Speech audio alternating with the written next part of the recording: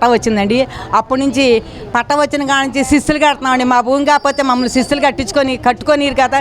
ఇప్పుడు ఇది ఇల్లు ఉంది, మన ఇల్లు అయితేనే మనకు పన్ను కట్టించుకుంటున్నారు. మా భూమి కాబట్టి మా దగ్గర పన్ను కట్టించుకున్నారు.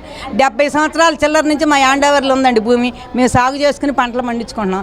మలవెల్లి వాళ్ళకి చెట్లు ఉన్నాయని వేసామండి. వాళ్ళ చెట్ల మీద కంపెనీలు కట్టుకోలేదు కానీ కొనుక్కున్న వాళ్ళు వాళ్ళ చెట్ల మీద తిన్నారు.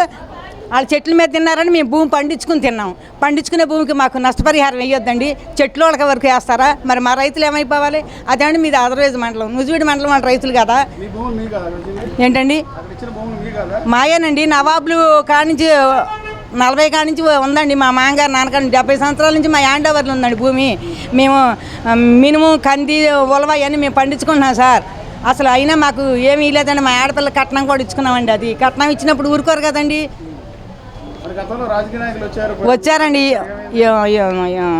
లోకేష్ గారిని కలిసామండి. యువగాళంలో ఆయన యార్లగడ్డ గారిని పిలిచి వీళ్ళకి మనం గెలిచాక న్యాయం చేయాలని చెప్పారు. వారాహి యాత్రలో పవన్ కళ్యాణ్ గారు వచ్చి మాకు మాట ఇచ్చారని చేస్తామని కలిసినా ఒకసారి కలిశారండి. ఆయనకి మా వెళ్ళినప్పుడల్లా ఆయన కలుతులేదండి. చేస్తామని మాకు హామీ ఇచ్చారండి. మా కోసం ఆయన వచ్చి మీటింగ్ పెట్టి ఆయన ఖర్చు పెట్టుకుని మీటింగ్ పెట్టాడండి.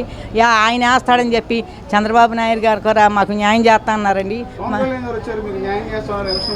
వచ్చారండి. న్యాయం చేస్తాం మీకు అందరికీ. మా కాగితాలు చూశాడండి. మా నవాబుల పట్ట పట్టుకుని కూడా అందరికీ చూపించాడండి పవన్ కళ్యాణ్ గారు.